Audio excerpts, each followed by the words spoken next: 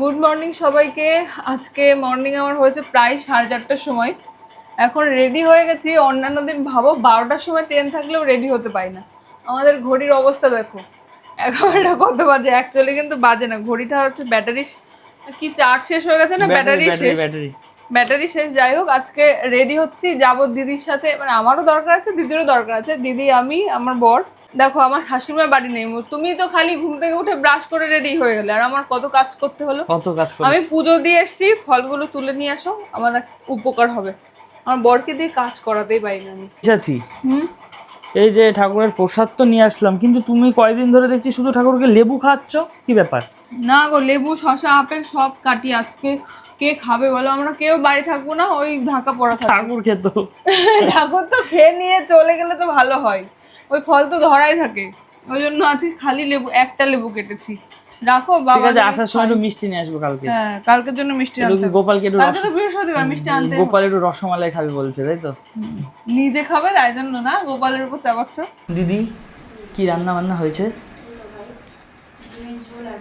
ডিমের ঝোল কোথায়? ও, আজকে ডিমের ঝোল, ভাত তো স্বাভাবিক। এটা কি পটল পোস্ত, তাই তো? আর তো অনেক কিছু রান্না করে ফেলেছে সকাল সকাল উঠে।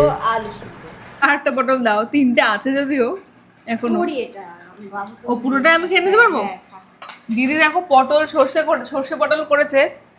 শর্টকাটে দিদি রান্না করে কিন্তু এত টেস্ট হয়।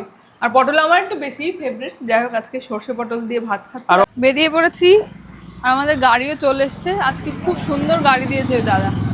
এই গাড়িতে গেলে মানে ঝাঁকি টাকি লাগে না তো, বেশ আরামেই চলে যাবো। এই গাড়িটার ভাড়াও বেশি আমি জানি, কিন্তু কি করবো, ওনার তো ছোট গাড়ি দিলে হয়ে যেত। আমরা যাচ্ছি তো 3জন। আজকে দিদিও রেডি, দিদিও রেডি, আমিও রেডি, গাড়িও রেডি। এই যে আমরা এখন যাচ্ছি আইটিসি রয়্যাল বেঙ্গলের পাশ দিয়ে। আর এই যে ম্যাডাম, ও উঠে পড়েছো? আমি তো ভাবছি তো ঘুমাচ্ছ। দিদিও ঘুমাচ্ছে, ঘুম হয়ে গেছে। যে হা করে ঘুমাচ্ছিলি কেন?